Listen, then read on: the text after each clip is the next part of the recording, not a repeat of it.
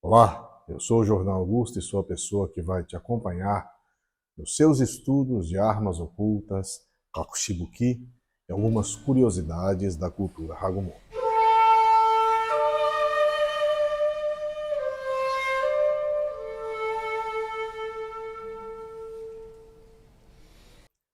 Se você não assistiu às nossas lições anteriores, eu sugiro que você dê uma olhadinha para que você possa ver a sequência das aulas que nós estamos realizando em relação a esse tipo de situação.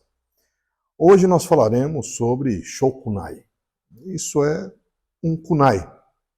De acordo com os meus professores, era uma ferramenta de construção de pedreiro. Porém, ela se converteu em uma arma muito interessante na mão dos Hagomon ou dos Shizendin, como eram conhecidos. Nós vamos encontrar de diferentes tamanhos. Aqui, sho, porque sho é pequeno. Então, shokunai, kunai pequeno. Ele era usado principalmente onde as técnicas deveriam passar despercebidas e o apunhalamento era realizado em zonas ímpares do corpo. Em geral, nos olhos, nas axilas, em locais onde a perfuração poderia ter um dano permanente e levar até a morte. Sem contar que muitos deles estavam preparados com veneno, tanto de serpentes como de alguns insetos, vamos dizer assim, algumas raízes, algumas folhas. Também um veneno muito comum era o utilizado pelo fígado do que nós conhecemos como peixe-globo, né? Baiacu, no Brasil, acho que é baiacu mesmo que chama. O mais interessante de tudo isso é que o shokunai poderia ser guardado em qualquer parte do kimono ou principalmente junto com utensílios cotidianos. Aqui eu trouxe 3 tipos, né? Ou melhor, 4 tipos de leques. Aqui nós temos 2, o que se conhece como pai-pai, né? Os nomes em japonês você vai ver embaixo, para que você não confunda, até para que não tenha problema com a tradução. E esses 2 outros, que também são utilizados em situações diferentes. Esse é muito mais moderno, nós colocamos aqui apenas como forma de orientação dentro do que seria o símbolo, né, do leque em si. Né? Abanico é em espanhol, em leque em português. Existem outros ainda menores que são utilizados em cerimônias do chá e tudo isso. Então, o shokunai ele poderia facilmente ser ocultado junto com um leque, por exemplo, esse, né, assim. Poderia ser ocultado assim, ou mesmo colocado dentro do que seriam as folhas do leque, né? Várias são as formas que podem ser utilizadas, várias eram as maneiras que eram estudadas, né? Então, o mais interessante de nós pensarmos aqui não é nem tanto a forma como ele era guardado, e sim a forma como ele era utilizado como arma. Nós devemos pensar que não é tão simples você colocar um shokunai na mão, apunhalar algo e pensar que não vai cortar os seus dedos, porque ele tem fio dos 2 lados. Então não é tão simples assim. Então os mestres ensinam que nós devemos primeiramente relaxar a palma da mão. E o polegar deve apoiar junto com o dedo índice. Esse espaço aqui, ó, é onde o dedo médio vai ajustar. Eu não posso nunca agarrar assim, porque vai cortar tanto o meu polegar como o meu dedo indicador. O indicador ele serve apenas para apoiar na região do que seria a primeira falange aqui do dedo, né?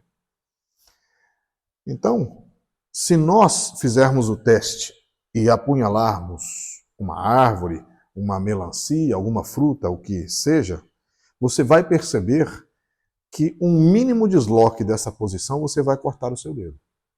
É muito importante que neste momento você entenda que a energia do pulso, por exemplo, ela não pode estar tensa. Se ela está tensa, ela vai favorecer uma autolesão. Se você coloca a energia no ombro, por exemplo, ela também vai bloquear o movimento e a tendência é uma resposta ao impacto, você contrair o corpo e naturalmente cortar a sua mão. Então, o melhor nesse caso, sempre, por mais que existam distintas formas de apunhalamento, é uma correta postura da mão para que exista a tranquilidade, no caso da técnica, seja frontal, seja lateral, seja como for, né? Outro detalhe muito importante, pelo menos assim eu aprendi, o dedo mindinho, ele apoia dentro desse círculo, para que ele possa ter uma resposta ao impacto do objeto que vai ser apunhalado, né? Caso a gente coloque assim, ele vai escorregar e vai naturalmente cortar a minha mão. Outros detalhes muito importantes que nós estudamos, tudo isso com o seu respectivo nome em japonês, com o nome antigo em Rangogo, né? Eram as formas também como eles eram destacados, ou podemos dizer assim, retirados do objeto onde estavam sendo escondidos.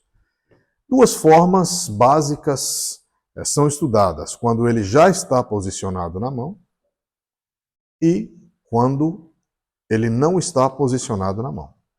Então, esses dois movimentos vão trazer suas primeiras dificuldades. No primeiro movimento, quando ele está posicionado, nós vamos encontrar uma série de circunstâncias onde, a depender do posicionamento que eu coloco, veja bem, se eu coloco assim, eu não tenho como apoiar aqui, nem segurar o leque, né? Então, nós temos aqui que criar, primeiramente, este movimento com a mão para que possa esconder esta parte do shokunai. Então, se você olha assim, a mão vai tentar esconder. E uma vez que ela está para dentro, ela tem que, o polegar também tentar esconder. Então, não é tão simples, né? Como se eu tivesse nesse aqui, seria um pouco mais fácil, porque ele é um pouco mais largo, como este também, né? Mas em todos eles eu vou encontrar a dificuldade. Então, devo ajustar e acostumar como ajustar isso. Vê que aqui aparece. O segundo ponto, se eu vou retirar a partir de algum objeto, como eu vou fazer isso de maneira discreta, sem chamar a atenção? Em geral, os professores ensinam colocar o leque para baixo e abrir desta maneira. Então, junto com a abertura, eu já coloquei o dedo e abri, né? Então, ó, fiz desta maneira. Então, aqui, naturalmente, ele vai estar escondido, porém, já está ajustado no caso que eu precisasse atacar. Muitas técnicas foram desenvolvidas a partir do Katsuno-ho, ou a forma de enganar, né? Esconder, ocultar. Então, técnicas que são frontais, laterais, técnicas que buscam a parte contrária do leque. Enfim, tudo isso você vai estudar nas nossas aulas. Essa é apenas uma introdução para que você entenda este tipo de objeto. Algumas pessoas dizem, ele era arremessado? Em geral, não. Dentro da visão dos Shizen ou Hagomon, não era arremessado. Por quê? Ele perderia a arma. A ideia era o contrário. Era ele ter condições de utilizar a mesma arma muitas vezes. Por ser uma arma pequena, ela entra com muita facilidade no caso do Kumyuchi, Jujutsu e todas as técnicas relacionadas ao embate corporal. Ela tem muita facilidade de perfuração. Então não é interessante perder. Então, essa é a pequena introdução sobre o shokunai. Depois nós vamos estudar. Cada parte dessa tem o seu nome, porque quando se colocava um veneno, tinha uma classificação específica de onde o veneno deveria ser colocado, em que parte ou altura da lâmina. Eu espero que você tenha entendido e nós nos vemos na próxima aula.